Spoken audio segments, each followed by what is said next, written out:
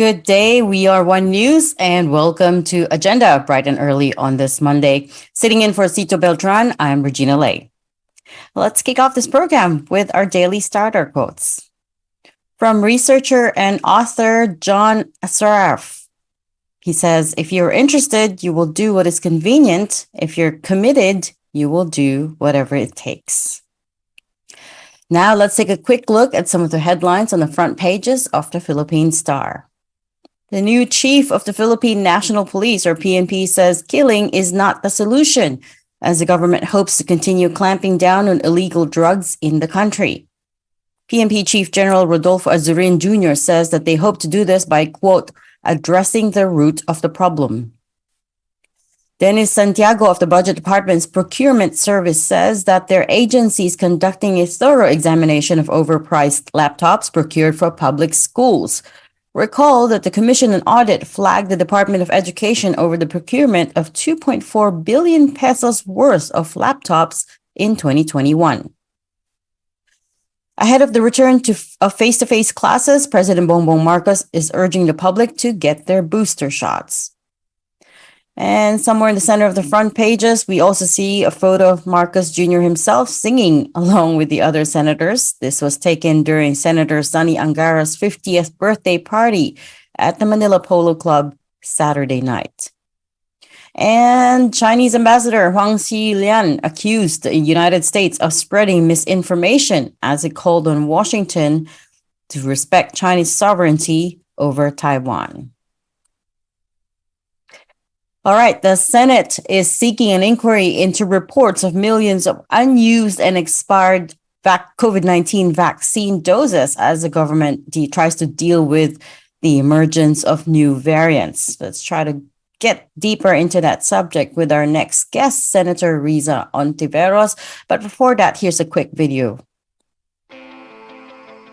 Risa Hontiveros was re-elected in the Senate in the 2022 elections, becoming the de facto leader of the opposition to the administration of President Ferdinand Marcos Jr.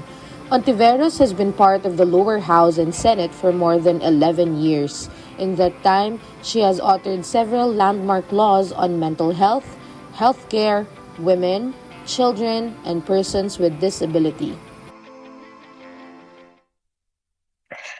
A pleasant good morning to you, Senator Riza. Thanks for being with us again on Agenda.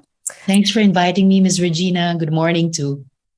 Right. I wanted to get right into the subject, the headline that I just read out, which is about the vaccine wastage. So basically, you're calling for an investigation into this, into the expired COVID-19 vaccines.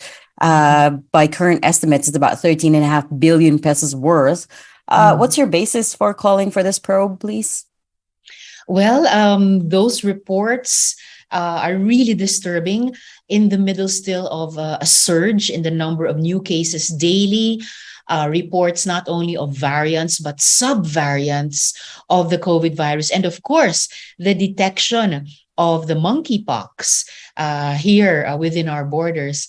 It's really mind-boggling, Ms. Regina, to hear and read reports of millions of COVID vaccine doses being wasted to the tune of billions of pesos.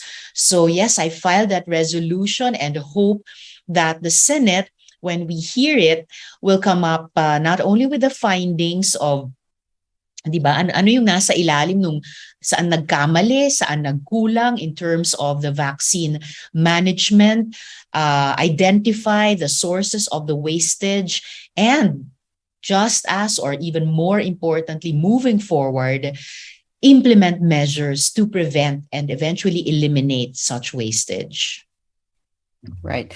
Senator, if I may play devil's advocate here for just a second, I have to point out as well that this is a global problem, right? So first, countries hoarded vaccines back in 2021, but now that most of their population have been vaxxed, most of the developed world is also has been found rather to be wasting vaccines by the millions as well. So my only point being they themselves are unable to maximize their inventory. That's true. But they have been able to vaccinate their populations to a higher percentage than we have so far, about 70+%. So wala pa tayo dun sa target natin at the very start of the pandemic of herd immunity. At the outset, our problem was procuring sufficient supplies. And if at all, oversupply is now a problem. Kahit na sinasabi ng DOH, wala namang oversupply. Pero maya't maya, we do receive reports that we may have too many already of the vaccines or too many of certain brands of the vaccines. That should also be part of proper vaccine management to match the supply to the demand. And alam naman natin that since the start of the pandemic, there have been outstanding issues about different stages of management of the vaccine process, from procurement to distribution, di ba? May mga LGUs noon na nagre-reklamo and they had been asking for more of the doses, to just the inventory management. We should not be wasting millions of doses with a value of billions of pesos. Kasi yung pandemic nanganak pa ng recession. So it's really unacceptable for us to be wasting valuable resources, be they vaccines or cash. Right. What's tricky about this investigation, Senator Risa, is also that we just, of course, had a change in administration. So Secretary Duque has already stepped down. We don't even know if the IATF is going to be kept as is, right? So amidst all this uncertainty, I guess the question in my head is, will a Senate investigation help? Or maybe do we need to focus resources instead on convincing more people to get boosters? Because you're right, the inventory management is a big problem at this point. Oh, I agree. We need to do both, actually. Sustain and further improve the public education campaign to convince a greater percentage yet of our population to get vaccinated at magpa-booster. I appreciate that a growing number of my fellow senators have supported my concern to get to the bottom of the vaccine wastage, and at least one of them has in fact said, pa-booster na kahit sino. Hindi na according necessarily to the categorization of groups from A1 to A4 and so on. At kahit nagpalit na ng administrasyon, well, just to talk about that, then we're still waiting with bated breath for the appointment of a health secretary. That should have been one of the urgent appointments, given that paahon pa lang tayo sa pandemic. Are the names that have been floated so far those of the best and the most reliable? What about people, career officials within the current DOH leadership? Basta, Ms. Regina, kung sino sa kanila ang pinaka mahusay sa public health and who will commit to implementing all of the DOH programs properly, well, the country is waiting for him or her. And that person, the secretary who will be appointed, could also guide the Senate in our inquiry in terms of laying accountabilities, yes, for the wastage so far, even if eventually ang matutukoy dyan ay ang dating Secretary Duque or ang IATF. But even more importantly, moving forward, the new DOH secretary should also lead the country in managing properly and optimally our health resources, including vaccines. That's right. I wanted to move on to bills, which you touched on, Senator, as well. The Anti-Online Sexual Abuse and Exploitation of Children Bill, or Anti-OSAIC Bill. It lapsed into law just a little over a week ago. Of course, you are known as a huge advocate of women and children's rights. I just wanted to get your initial reaction, please. I'm so happy, Ms. Regina, that finally it is a law, even if it merely lapsed into law and was not actually signed. It's now a law. And on the eve several days before it lapsed into law, I had a very fruitful meeting with the NBI, the PNP, Facebook, for starters, among the social media platforms, and Plan International, one of the organization members of the Child Rights Networks. And halos sa simula pa lang ng pulong, we all came to a consensus that the primary value here is the best interest of the child. And in aid of that, and in anticipation of the passage into law of the bill, nagkasundo rin kami about 3 concrete actions that all stakeholders would implement once the bill became law. And these are the takedown immediately of all offensive materials, the preservation of that evidence, and the immediate transmittal of the evidence to our law enforcement authorities.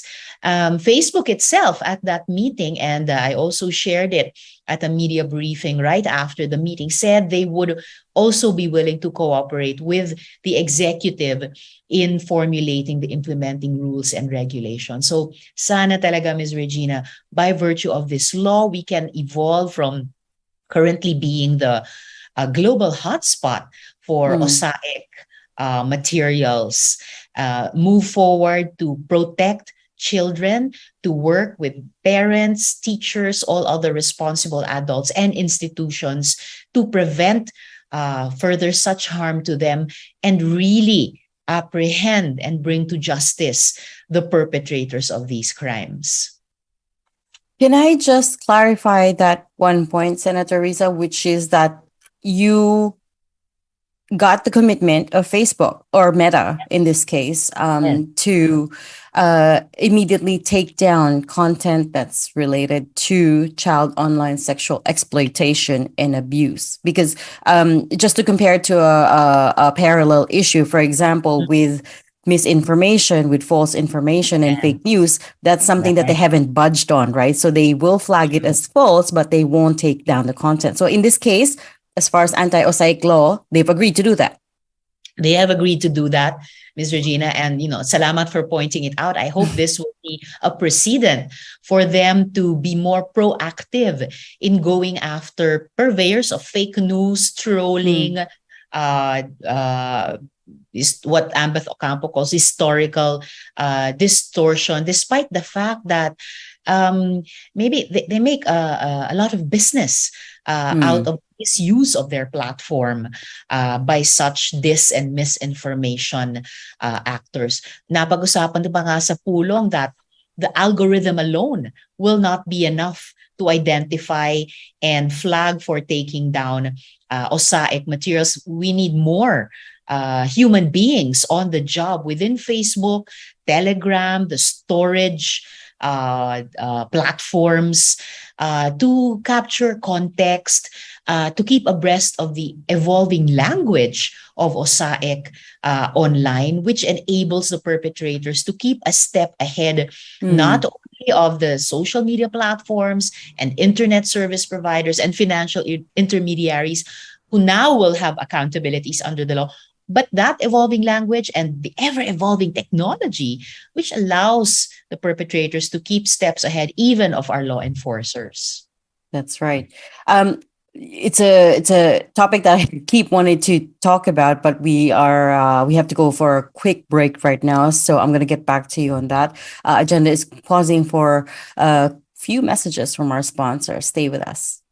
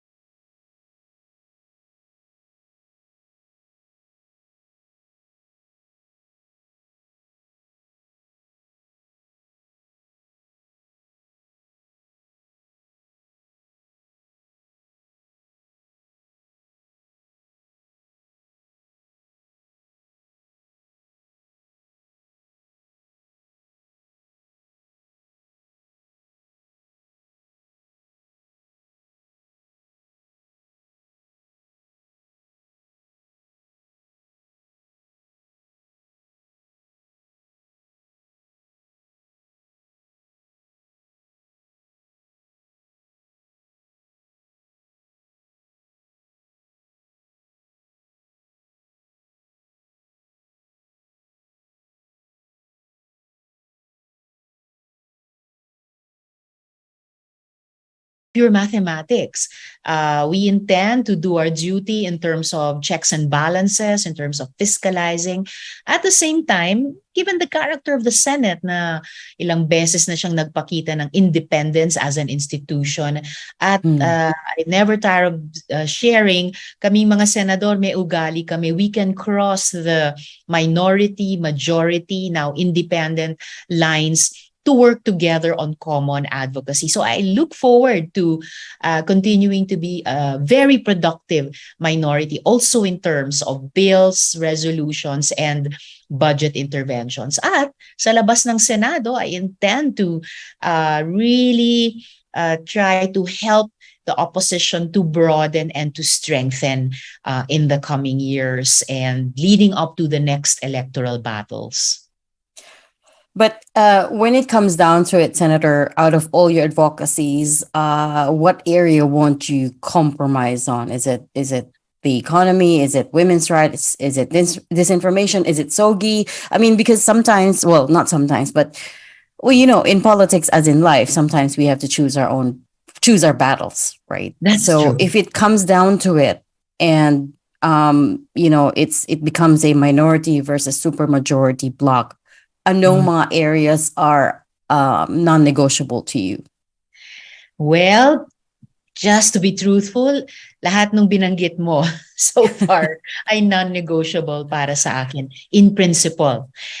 Sabi nga nila, as you said, in politics as in life, often the devil is in the details. So sa mga particular na provision, baka doon, depende sa position ng mga stakeholders, ng mga sectors involved, there indeed may be room for compromise and certainly consensus. So tignan natin. Basta the basic values there are humane quality of living, social protection, the dignity and rights of human beings, democracy itself.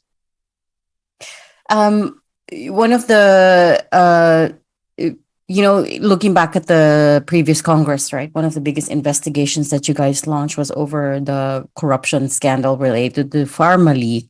Yes. We all know what happened to that. Of course, the final report on it was not signed off on. What was your reaction to that? And give us a sense of how difficult it was towards the last few stages to try to convince your chamber members to sign on. Well, I guess it was difficult also because the way our committee report was drafted gave them, I think, valid concerns. In fairness to them, yung huling tatlo na hindi kaagad pumirma, one of them actually eventually signed before the 18th Congress ended. Pero may dalawa pa nga who had, I have to respect, their valid concerns. And in a way, Ms. Regina, to bring our conversation this morning in a way to full circle, natanong ako tungkol sa Pharmaly ulit when I brought up this question of the wasted vaccines. Sabi, hindi ba binanggit din yan nung Pharmaly investigation? So I was able to tell our Senate media, and I can share with your audience now that, well, if there is even just one so-called new matter that can be brought to the attention of the Senate by a concerned citizen or a whistleblower about Pharmaly, we could actually reopen that, conduct even just one or a few hearings to complete our investigation again, and rewrite a committee report na sana, if we get up to that point in time, by then, ay pwede nang i-adopt ng buong Senado. Kasi the findings were so numerous and rich, and the recommendations, most of the recommendations, almost all of the recommendations we made were so solid and talagang magagamit ng ating mga law enforcement authorities.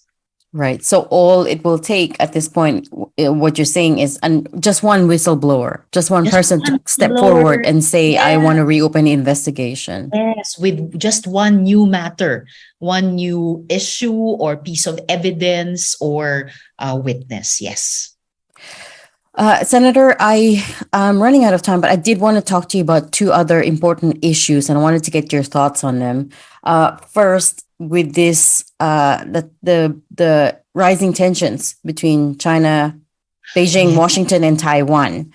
Yeah. Of course, the Foreign Affairs Department has already issued a statement calling for cooler heads, calling for diplomacy Yes. to prevail. What do Yes. you think, though? How should we position ourselves in this whole scenario, given that there will be a direct impact if things do escalate? Right. And everybody is hoping they will not escalate. Mm. I agree with the Department of Foreign Affairs. Diplomacy, politics, and diplomacy are our strongest weapons in establishing a rules-based solution to the problems, especially in the West Philippine Sea. And we already have the most powerful weapon, Ms. Regina, yung tagumpay natin sa Hague ruling. And that's why I took umbrage with the Chinese ambassador to the Philippines. Napakawala sa lugar niya to so-called remind us of what we ourselves, or what is our business, what is Filipino business, an independent and interdependent foreign policy upholding Filipino interest first in our national territory. And then Lupa man yan o dagat. if we could just remind our viewers very quickly what you're talking about the ambassador telling the Mhm. Philippines to The abide one strictly China by the one policy. China policy. I mean, Right. imagine you are an ambassador of your country in a foreign country, and you tell the host country what policy to sustain. He was so out of line, out of place, and I just had to call his attention on that. My minority leader, Coco Pimentel, did the same. And so, sorry, coming back to your point, Senator, is that, of course, we hope things won't escalate. But Yes, do you think that the Philippines, um, should take a stronger stance? Or definitely. are we doing the right thing already by keeping on the Uh, sidelines? No, and we are not on the sidelines actually, because China's aggression in the West Philippine Sea and the disrespect her ambassador here has shown clearly shows that we are not on the sidelines. We are front and center of this attack on the fishing rights of Filipino fisherfolk in the West Philippine Sea. Filipino interests in terms of priority options over the rich energy resources, oil and gas in the West Philippine Sea, China's militarization, creation of artificial islands using our own marine resources, and then militarization of those artificial islands to stake her unlawful claims in our part of the ocean. We are not on the sidelines. So certainly I welcomed before Foreign Affairs Secretary Manalo's great statement on the 6th anniversary of the Hague ruling. I hope that the president will indeed do what he said early on, that he would uphold the Hague ruling, clarify what he meant in relation to that, what he said later on about raising our relations with China to a higher level, because in the end, whether Foreign Affairs Secretary or especially President of this republic must uphold Filipino interests. Yeah, that's going to be quite tricky. I think Yeah. we in the media also haven't heard much by way of what this new administration will do as far as the Hague ruling is concerned. And as far as we know, a lot of the political security analysts have said parang nawala na yung momentum. We lost momentum, right? Because we let it sit for several years. We have to regenerate that momentum, Ms. Regina. I do believe that the defense and military establishments are still committed to their advocacy of a credible defense posture. Kami sa Kongreso, lalo na sa Senado, laan kami to continue giving policy and budgetary support to modernize and continue to reform along the lines of security sector reforms, to modernize and continuously professionalize our armed forces, lalo na yung Philippine Navy, in this case, ang ating Coast Guard, even our BFAR, Bureau of Fisheries and Aquatic Resources. So they will not, those sectors, government as a whole, the executive, will not lack for such support from the legislature. Right. And just very quickly, Senator, I did want to get your thoughts as well on one final matter, which is President Marcos saying that we don't have to rejoin the International Criminal Court. of course, taking the cue from former President Duterte on this. What are the implications, do you think? Well, I think it's a very, very regrettable loss to our country not to rejoin that community of shared values of human rights in terms of international human rights and humanitarian law. As I mentioned before, it is the president's prerogative, but I'm just sad. I'm just disappointed that he used that prerogative in this way. So kung hindi man nila tayo pamumunuan, bumalik bilang miyembro ng ICC, I hope that at the very least, unlike his predecessor, he will not stand in the way of the ICC and its partners here in the country from pursuing the process kung at kapag nagpatuloy na yung investigasyon and even more advanced stages of that process. Right. It is. We have also heard from other experts in the industry that it is a bit of a missed opportunity. But you're right. It is his prerogative. It is the president's prerogative. Senator Risa, I said that was the last question. I lied. I'm sorry. I did have one final follow up question, not related to the ICC.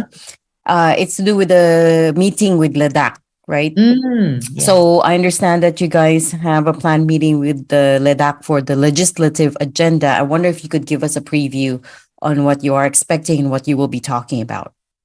Well, I guess the president would lead off by reiterating his, what was it, 19 priority legislative agenda na pinahayag niya nung SONA.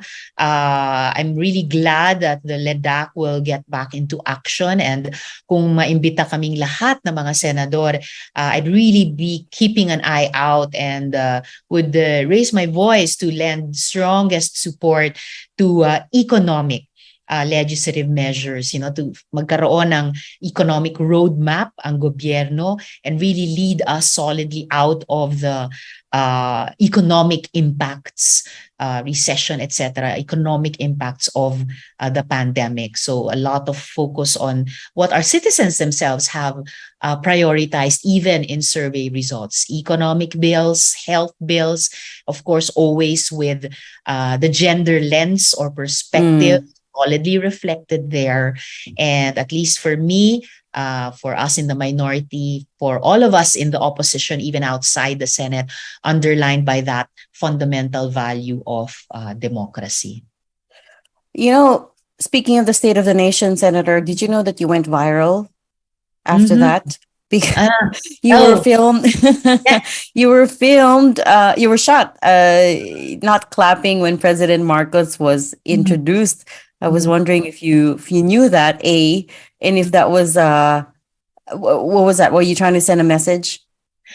Oh, well, I always try to act according to how I feel, what I think. So I stood up out of respect for the office that he occupies, but I did not clap after the SONA because I felt it was a speech that did not deserve applause, just to put it simply. Thank you for being so blunt. Senator Risa Hontiveros, we thank you so much for your time and insights once again today. And have a good rest of the day. We're going to pause for another quick break now. Stay with us on Agenda One News, all sides, all the time.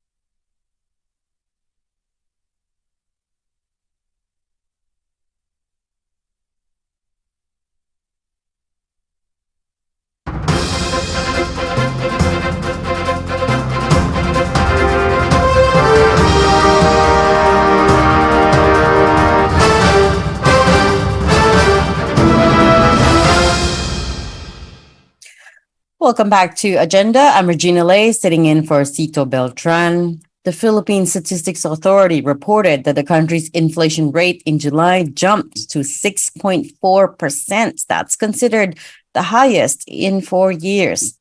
To further analyze and break this down, we have Union Bank's chief economist, Carlo Asuncion. Let's get to know him in this short video. Carlo Asuncion is the chief economist of UnionBank since 2016. He leads the bank's macroeconomic research covering the country, other relevant economies, and financial markets. Asuncion also worked at Asian Development Bank and Royal Embassy of Saudi Arabia. Hi, Carlo. It's been a long Hi. time. Thank you for joining us today. You're welcome. Yeah, glad to be here. Carlo, our favorite topic, inflation. 6.4% reading took some by surprise, I have to say, though your own forecast wasn't too far off. Let me get right to the point. How much more pain are we in for? Yeah, well, we like to say that the pain is almost over, but we think that's still going to be elevated. Although on a sequential basis, we saw that CPI's annual rate, annualized pace, the way it's moving on a month-to-month basis, has actually slowed down. Back in June, it was about 12.7%, and now this July data was about only 7.4%. So that actually came from the conduits of higher oil prices, which are CPI energy and CPI transport. They were both slower at a slower pace because we know that oil prices have been going down recently. And in fact, it has actually breached $90 per barrel. So I think it has somehow taken effect in the data print of July. So when you say we could be in for more pain, how much more? Some are saying that we might see inflation peak in October, November. Do you agree, or do you have a different forecast? Yeah, well, our forecast, at least what the model is saying, is at 5.3 for this year, but we're actually expecting a 5.9 for 2022. So it's just because of the fact that we think it's going to stay elevated, no? But the good news there is that in NCR, both broad food and non-food CPI were actually slower in terms of its pace. So we might be seeing really inflation, or headline inflation, actually trajecting downwards toward the end of the year. But of course, everything is so uncertain with a lot of risks down the road. What about second round effects of inflation? That's a term that keeps coming up in all these news items about, higher prices. So first of all, I wonder if you could explain to our viewers in layman's terms what second round effects of inflation means, and B, should we also be worried about that? Yeah, well, basically, second round, of course, the first round comes from the direct one. So I think the demarcation lines that the first round is direct, and the second round is basically indirect. It's not basically coming from or impacted by, for example, high oil prices, but instead they are necessarily if there's a shock, they don't actually move right away, but instead they move afterwards, after the fact, after all of the first round actually takes things in, sort of. So in terms of second round, we've seen that initially, with the clamor for higher wages. And I think back in, if I'm not mistaken, a few months ago, there was already a hike that has taken effect. No, but if indeed it's going to stay elevated, that's one thing that we should watch out for, because definitely a lot of the firms are watching that as well because of course that's going to be adding to their costs. And we know that one of the things that have been the challenge for a lot of the firms is been margin compression.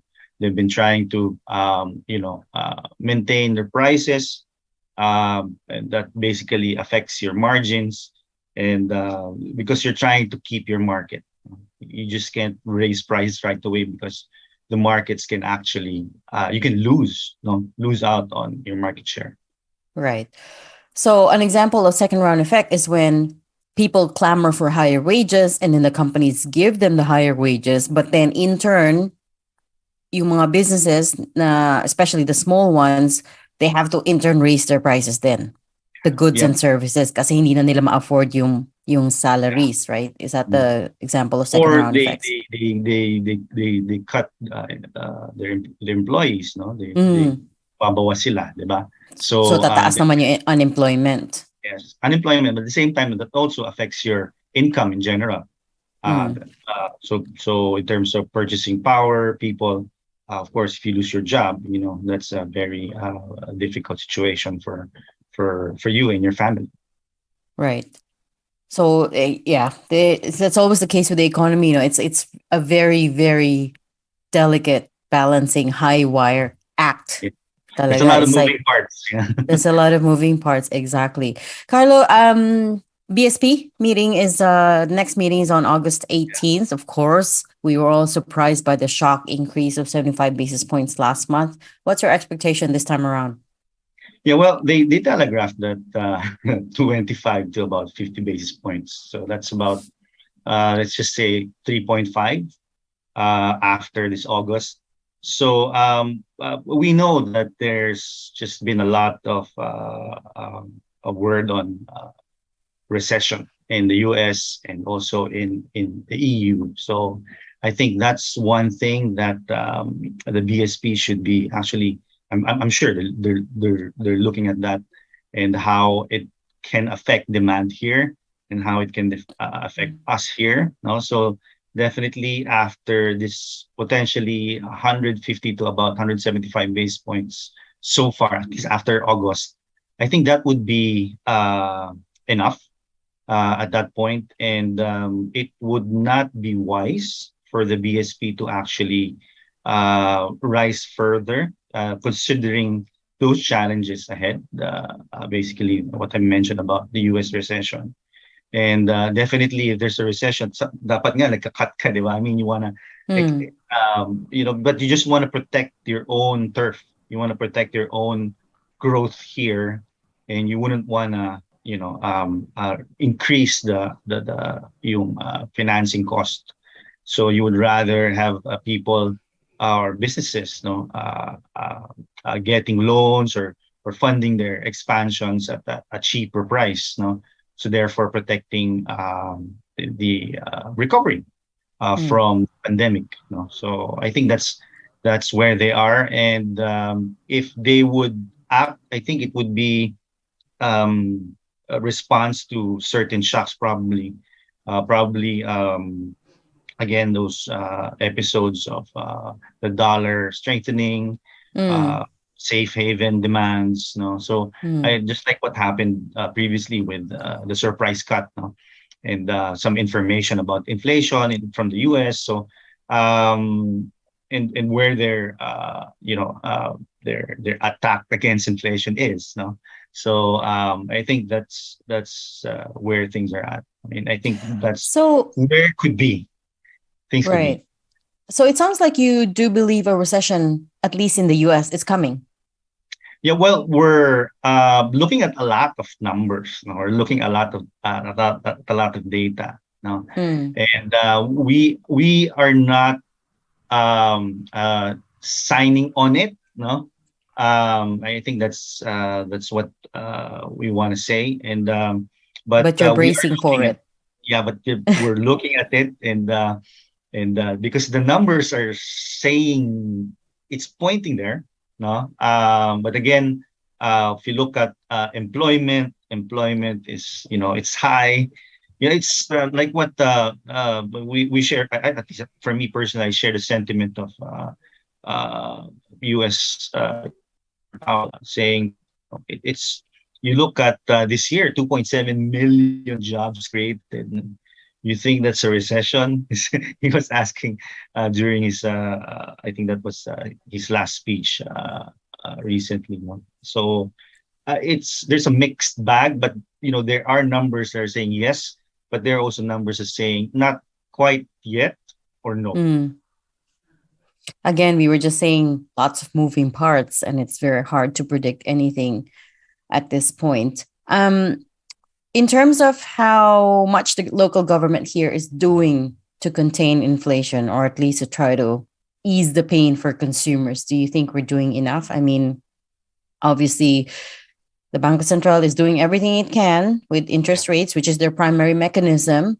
And then yeah, President Marcos has already talked about boosting agriculture as a way to improve our food self-sufficiency, but that's really a long-term solution. So in terms of what they can do at this point in time, do you think we're using up all the ammunition?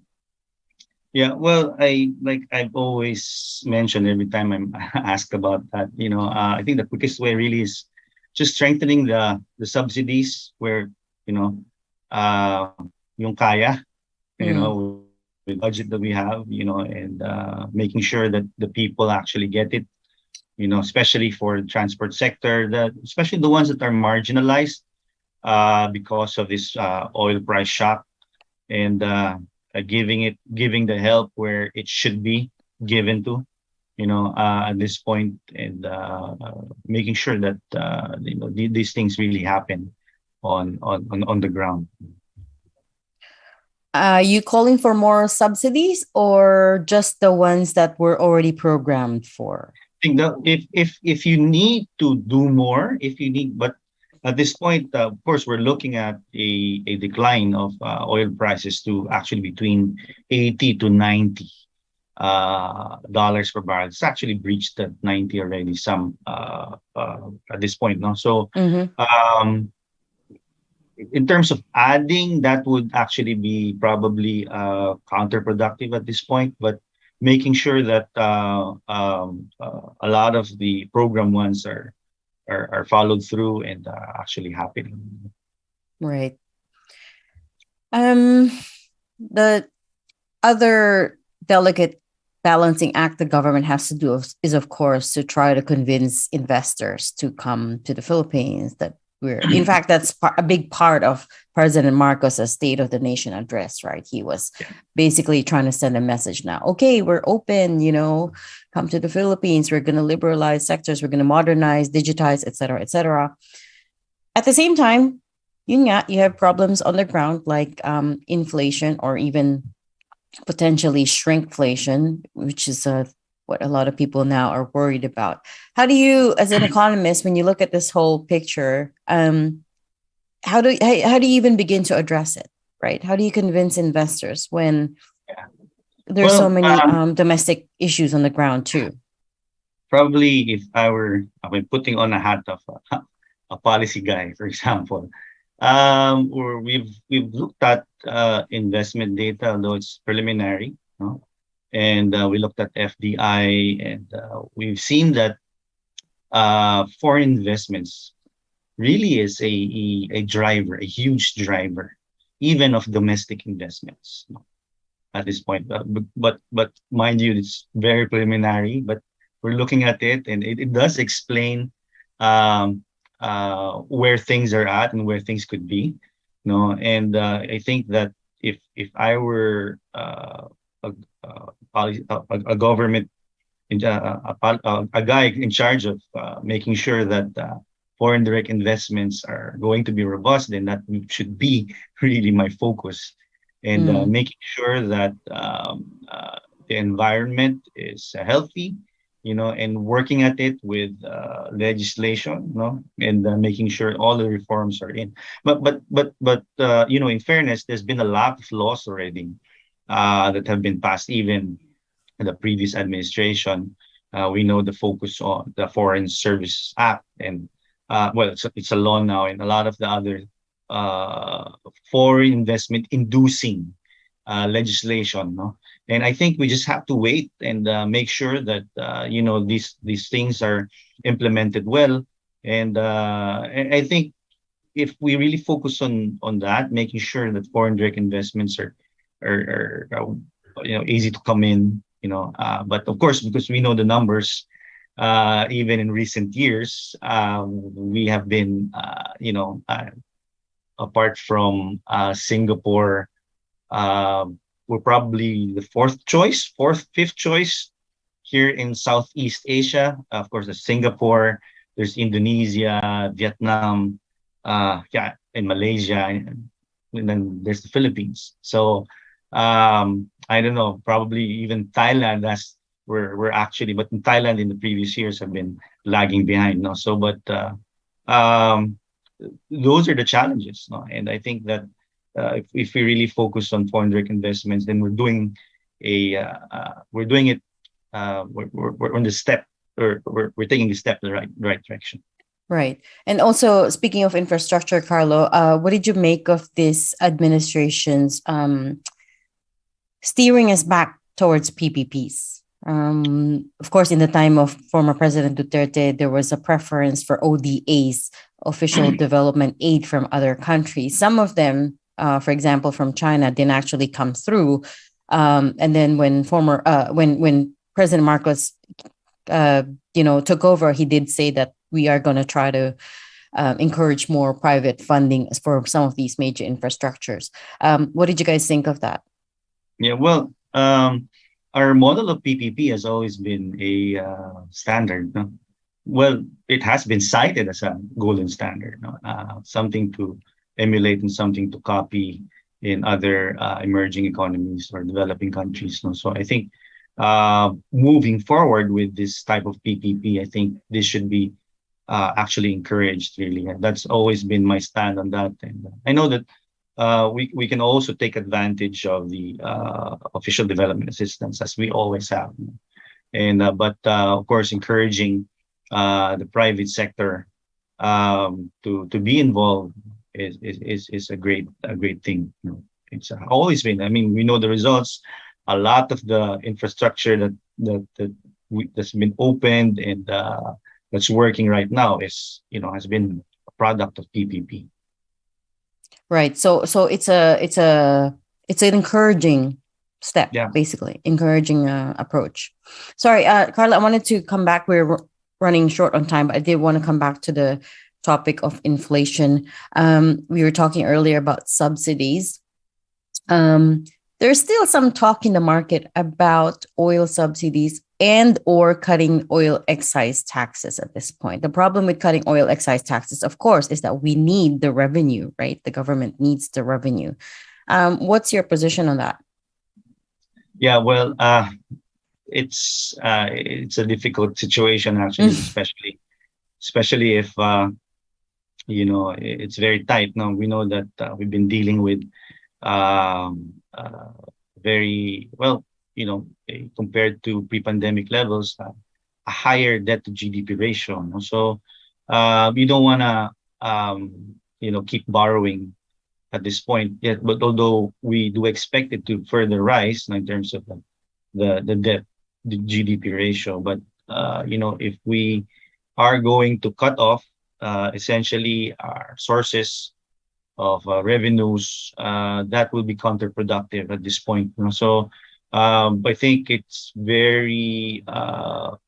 it would be better, if we would really be creative at this point. And I know that's the challenge now for the government, for legislation as well, to look for other ways to raise revenues and make sure that be able to fund government's functions. Particularly now, we have this situation where we need to fund, help for the marginalized sectors. Right, right. And then finally, Carlo, tomorrow is a big day in our industry. Of course, the PSA is reporting second quarter GDP numbers. This is very crucial given how high inflation is at the moment. What would you like to see? Yeah, well, we're expecting second quarter at 7.2%. We're actually we're looking at the consensus. We're actually a bit, down there, but we're still expecting a sequential move of a very positive. It's still a positive one, no, but definitely we've seen the impact of these high oil prices and the uncertainties that we've seen so far. But then again, the optics are still there. It's still robust, no? So at 7.2, that's very high, no? And we rarely see something higher than 6%, at least in the last 75 quarters that we've seen the GDP growing or this economy growing at that point. No, and then seeing a 7.2 or even more would be really a welcome development for the markets and for the mindset of investors, both here and abroad. Wow, 7.2% is indeed very high. I will call you if the number is a lot less than that. What primary drivers are you expecting for growth? We're still looking at consumption. Mm. We're not basically we see that government expenditures have been muted. We also see election spending there, still pent up demand there, from at least from the middle class and up. No, Household spending. yeah, but if you notice the July inflation seems that in terms of pent up demand and election spending, it's actually dissipated. So you notice that. So at least for the second quarter, we think that it's still there. It's so basically it's consumption, just like the Right. first. Okay. Well, we will find out soon enough in just a little over 24 hours. We're going to have to leave it there. Carlo Asuncion, Chief Economist of Union Bank of the Philippines. Thank you so much for your time and insights this morning. And that has been today's agenda. Keep it here on Cignal TV, channels 8 and 250 for the latest news. I'm Regina Lay. We are One News, all sides, all the time.